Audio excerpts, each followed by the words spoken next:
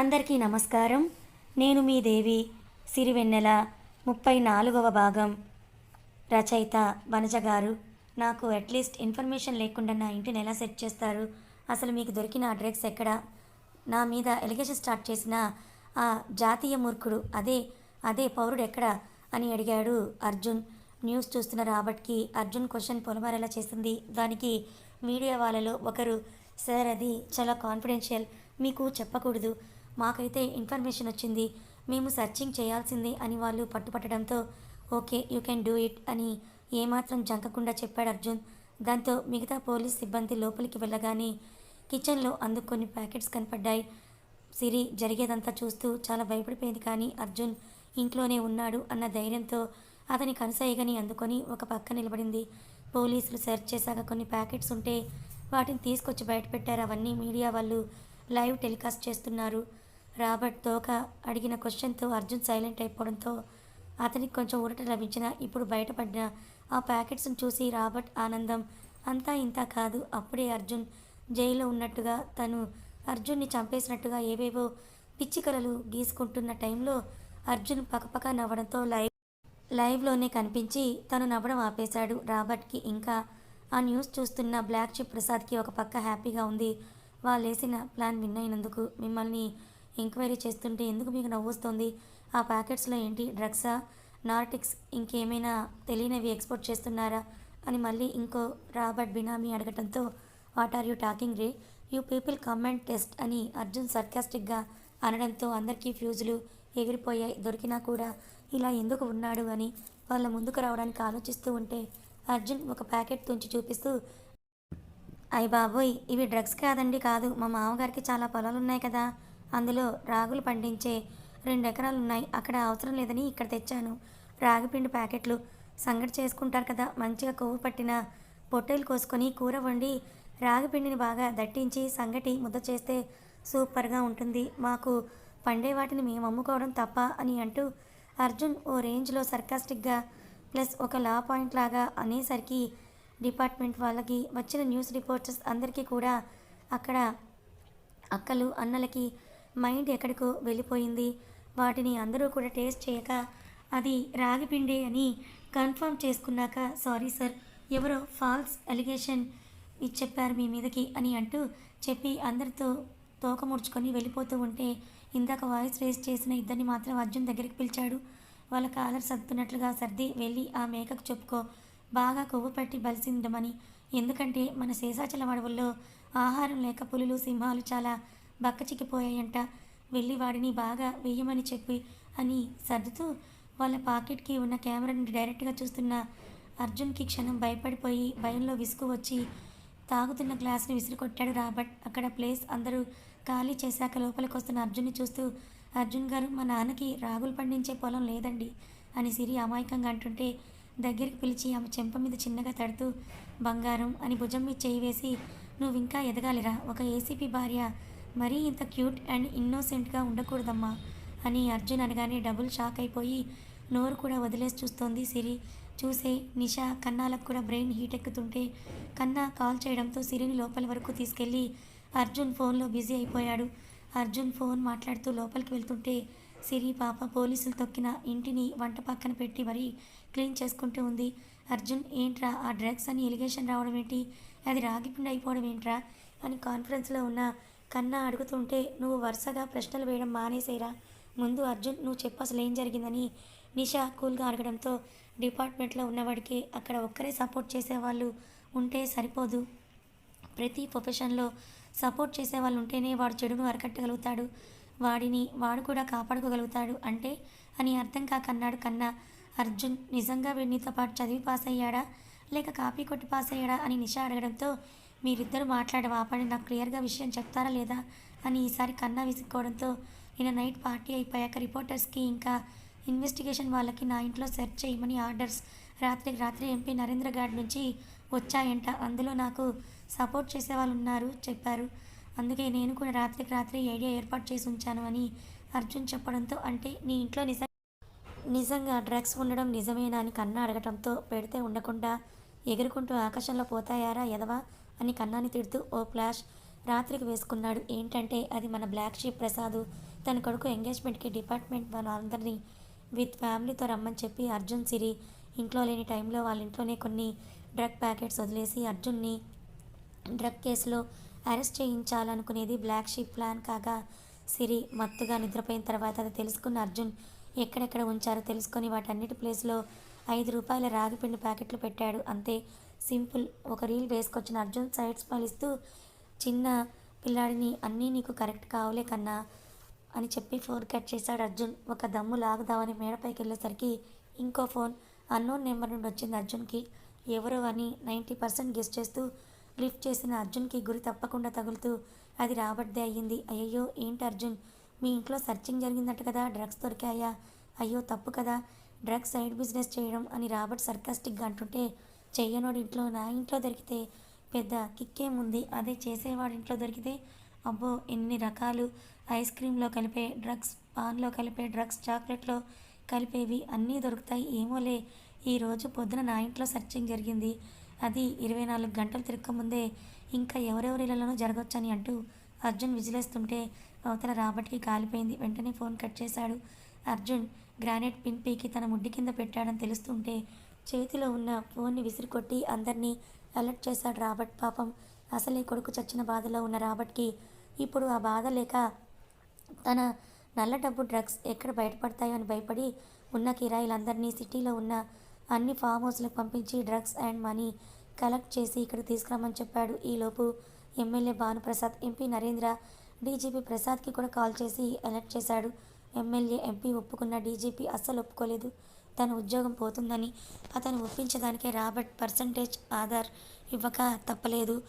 Drugs, gold, దినాస్, black money అన్నీ మూడు సమపాల్లోకి పంచాక ముగ్గురింటికి తన మనుషులు పంపాడు రాబర్ట్. సిగార్ని ఫినిష్ చేసి కిందకొచ్చిన అర్జున్కి అమాయకంగా సిరి టిఫిన్ అర్జున్ గారు అని ముద్దుగా అడుగుతూ ఉంటే ఆమెకి మెల్ట్ అయిపోతూ వస్తున్నా అని చెప్పి వెళ్ళి ఫ్రెష్ అయి వచ్చాడు అర్జున్.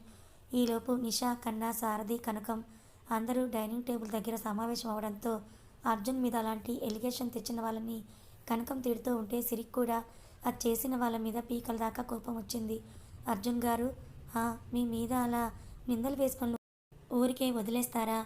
ఏమి చెయ్యమందువే అని అర్జున్ సాంగ్లో అడగడంతో అర్జున్ వైపు ఒకసారి చూసి, మీ మీద నిందలు వేసి ఇన్వెస్టిగేషన్ చేయించారంటే తమ మీద డౌట్ రాకుండా ఉండటానికి లేదా మిమ్మల్ని దారి తప్పించడానికి అలా చేశారంటే వాళ్ళే ఇలాంటి వ్యాపారాలు చేసేవాళ్ళు కదా, మరి మీరు కూడా ఇదే దారిలో వాళ్ళని పట్టించవచ్చు కదా అని సిరి చెప్తుంటే, ఎలాగో కూడా మీరే సెలవివ్వండి అని సిరిని సర్కాస్టిక్గా అర్జున్ అడిగేసరికి, ఎలుకని బయటకు లాగాలంటే కలుగులో నిప్పు పెడితే చాలు కానీ అది ఉన్న చోటే నిప్పు అంటిస్తే ఈజీగా తప్పించుకోగలదు కదండి, అదే వెళ్ళి వచ్చే దారిలో పెడితే దొరికిపోతుందని సిరి చెప్పడంతో అర్జున్ తినేసి హ్యాండ్ వాష్ చేసుకొని ఆమె నడుముని చాటుగా గిల్లేసి వెళ్ళిపోయాడు.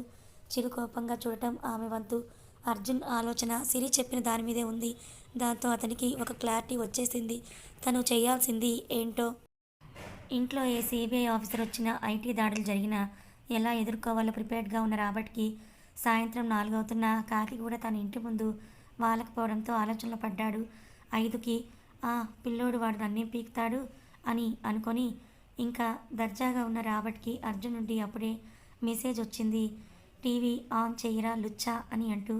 MLA Bhanuprasad, MP Narendra, DGP Prasad ఇళ్లలో దొరికిన డ్రగ్స్, మనీ, దుబాయ్ దినాలు అన్నీ గవర్నమెంట్ అధీనం. 3 పదవులు కోల్పోయి ఏసీపీ అర్జున్ స్టేషన్ ఇన్వెస్టిగేషన్కి రెడీగా ఉన్నారని ఇప్పుడు పాటేరా సాంబా, ఏయ్ చిట్టా చిట్టా అన్న అర్జున్, ఏయ్ అర్జున్ ఏయ్ అని న్యూస్ చూసి గుండె పగిలిన ఫీలింగ్ తెచ్చుకున్న రాబర్ట్ తన డబ్బు, నగలు అన్నీ ప్రభుత్వం సొమ్ము అయిపోతున్నా చూస్తూనే ఉన్నాడు తప్ప ఏమీ చేయలేని వాడిలాగా మిగిలిపోయాడు రాబర్ట్.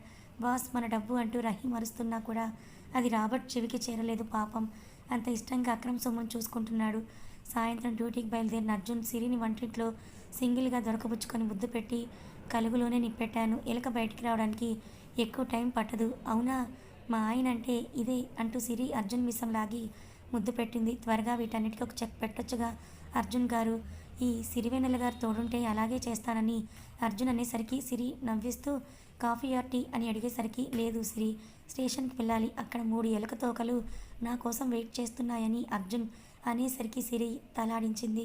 నైట్కి రావడం లేదు, కుదిరితే మార్నింగ్ వస్తానని చెప్పి జాగ్రత్త అంటూ సిరి చెయ్యి ప్రెస్ చేసి వదిలాడు. సిరి కూడా కళ్ళార్పగానే అర్జున్ ధైర్యంగా స్టేషన్కి బయలుదేరాడు. అక్కడున్న ముగ్గురు దొంగ మొహాలను చూసి వెళ్ళి తన క్యాబిన్లో కూర్చొని రాబర్ట్కి కాల్ కలిపాడు. హలో రాబర్ట్, ఎలా ఉన్నావు? అయినా పొద్దున్న బాగున్నవాడివి, ఇప్పుడు మాత్రం ఏమై ఉంటావులే. చాలా తప్పు చేస్తున్నావు ఏసీపీ. అవును, చాలా పెద్ద తప్పు చేస్తున్నా. నేరస్తుడు తెలిసినా కూడా ఏమీ చేయలేక కామ్గా ఉండి తప్పు చేస్తున్నా ఏసీపీ అనుకున్నా, కానీ పక్కా క్రిమినల్ ప్లాన్ గీసావుగా. ఏసీపీ అంటే ఆఫీస్లో ఏసీ వేసుకొని కాలర్ నగలకుండా కూర్చుంటాడని అనుకున్నావు కదరా. వెధవలను నలిపేసే ప్రోగ్రాం చేస్తుంటా. పొద్దున లేస్తే క్రిమినల్స్ వెనుక పరిగెత్తే నేను ఈ మాత్రం క్రిమినల్ బ్రెయిన్ లేకపోతే మాట వచ్చేదు. కోపంతో పళ్ళు పటపట అంటూ ఆఫ్ రాబర్ట్. అలాగే ప్రాక్టీస్ చేయి.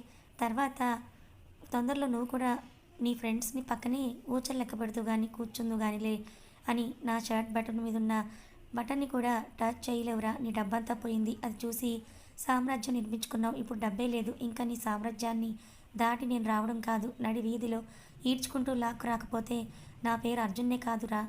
పోయి ఉన్న సక్రమ డబ్బుని ఎలా కాపాడుకోవాలో ఆలోచించుకో అని అంటూ అర్జున్ కాల్ కట్ చేసి లాఠీ తీసుకొని ముగ్గురు అతిథుల దగ్గరికి వెళ్ళాడు. వాళ్ళని అడిగే లోపే స్వామి వచ్చి, సార్ ఇంకో 2 కేసులు వచ్చాయన్నాడు. అర్జున్ వాటి కోసం బయటికి వెళ్తే మళ్ళీ సేమ్ రిపీటెడ్ కేసులు విన్న అర్జున్కి చిరెత్తుకొచ్చింది.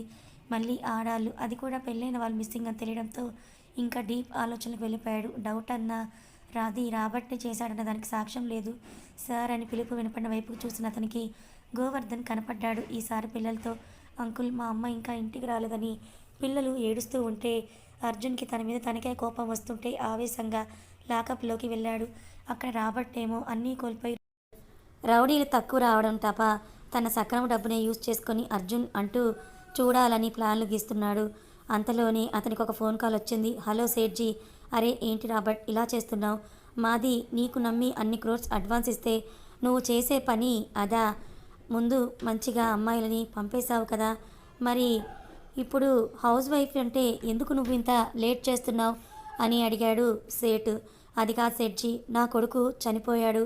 అది కాకుండా ఆ బాధలో ఉంటే ఏది కాదు రాబర్ట్, అది అంతా నాకు తెలియదు. నే పర్సనల్ నాకు అనవసరం. ముందే దినాలు అన్నీ కూడా నీకు పంపించాను కదా. నీకు ఇంకా 10 రోజులు మాత్రమే టైం ఇస్తున్నా. నువ్వు పంపడం కాదు, నేనే వచ్చి అమ్మాయిలని సరుకు కలెక్ట్ చేసుకొని పోతా. ఇది కానీ జరగకపోతే నీ చావు దుబాయ్లోనే అని వార్నింగ్ ఇచ్చి సేట్జీ కాల్ కట్ చేశాడు. రహీం, హా భయ్యా, ఇంకెంతమంది తక్కువ ఉన్నారు కౌంట్కి అని రహీంని పిలిచి అడిగాడు రాబర్ట్. ఇంకా 20 మందే తక్కువ ఉన్నారు భయ్యా. నా చాపర్లో మనీ ఉంటుంది, తీసుకొని ఇంకా మందిని పెంచి 10 డేస్లో కౌంట్ సరిపోవాలి అని చెప్పి అర్జున్ కోసం విస్కీ దాగుతూ ప్లాన్ రెడీ చేస్తున్నాడు రాబర్ట్. డౌట్ ఉన్నా అది రాబర్ట్నే చేశాడన్న దానికి సాక్ష్యం లేదు సార్ అని పిలుపు వినపడిన వైపుకి చూసిన అతనికి గోవర్ధన్ కనపడ్డాడు. ఈసారి పిల్లలతో, అంకుల్ మా అమ్మ ఇంకా ఇంటికి రాలేదని పిల్లలు ఏడుస్తుంటే అర్జున్కి తన మీద తనకే కోపం వస్తుంటే ఆవేశంగా లాకప్లోకి వెళ్ళాడు. అర్జున్ని చూసి భానుప్రసాద్కి ఆల్రెడీ సగం తడిచింది కాబట్టి కాస్త భయపడుతూ చూశాడు. నేను ఎంపీనన్న ధైర్యంతో నరేంద్ర చూస్తుంటే ఇన్ని రోజులు నేను నీ పై ఆఫీసర్, ఆ గౌరవం నా మీద చూపించన్నట్టుగా చూస్తున్న బ్లాక్ షీప్ ప్రసాద్ ముగ్గురిని వరుసగా చూస్తూ వాళ్ళ ఎదురుగా చైర్ లాక్కొని కూర్చున్నాడు అర్జున్. చెప్పనా, ఎప్పుడో చెప్పానా మీరు నా లాకప్లోకి వచ్చేస్తారు అని? ఇప్పుడు సమ్మగా ఉంటుందిరా మీకు ముగ్గురికి అని అంటూ తన లాఠీ పక్కన వేసి ఒక పొడవాటి స్టిక్ తీసుకున్నాడు అర్జున్. వాళ్ళ హావభావాలు చదివినట్టుగా, రే గుంటనక్క నువ్వు కాసేపు పక్కనుండు అని అంటూ, ఏంటి నేను ఎంపీ, నేను డీజీపీ, నన్నేమీ అనడలే అని అనుకుంటున్నారా? నాకు అలాంటి సెంటిమెంట్స్ ఏం లేవు అని అర్జున్ విలనిజంతో నవ్వేసరికి, రే అర్జున్, నేను తలుచుకుంటే నిన్ను ఇప్పటికిప్పుడు డిస్మిస్ చేయిస్తా అని ఎంపీ నరేంద్ర అనడంతో ఏమని చెప్పి సంతకం చేసి నన్ను డిస్మిస్ చేయిస్తావమ్మా? ఆల్రెడీ నీ ప్లేస్లోకి ఇంకొకరు వచ్చారని అర్జున్ నరేంద్ర మోకాళ్ళ మీద ఒకటి పీకాడు. కోపంగా చూడటం ఈడియట్ నెంబర్ 2 వంతు. అర్జున్ ఇలా బెదిరిస్తే బెండవడని ఎక్స్పీరియన్స్ని బట్టి తెలుసుకున్న ప్రసాద్, అర్జున్ నేను డీజీపీ పోస్ట్లో లేకపోయినా నాకు చాలామంది పెద్ద పెద్దోళ్ళు తెలుసు, వాళ్ళతో మాట్లాడి నీకు ప్రమోషన్ ఇప్పిస్తా అనేసరికి అర్జున్ కాస్త ఆలోచించడం మొదలుపెట్టాడు. ఇంతకీ అర్జున్ ప్రమోషన్కి ఒప్పుకుంటాడంటారా? కథ కొనసాగుతుంది. అర్జున్ ఇప్పుడు ఈ ముగ్గురిని ఏం చేయబోతున్నాడు? మరి వీళ్ళని అడ్డం పెట్టుకొని ఆ రాబర్ట్ని ఎలా పట్టుకోబోతున్నాడు? అమ్మాయిల కిడ్నాప్ వెనుక వీళ్ళ నలుగురి హస్తం ఉందని అర్జున్ నిరూపిస్తాడా లేదా? తెలుసుకోవాలనుకుంటే ఛానల్ని ఫాలో అవ్వండి. కథ నచ్చితే లైక్ చేయండి, మరి కొంతమందికి షేర్ చేయండి. ఇలాంటి మరిన్ని మంచి కథల కోసం మన ఛానల్ని సబ్స్క్రైబ్ చేసుకోండి. Thank you so much for watching.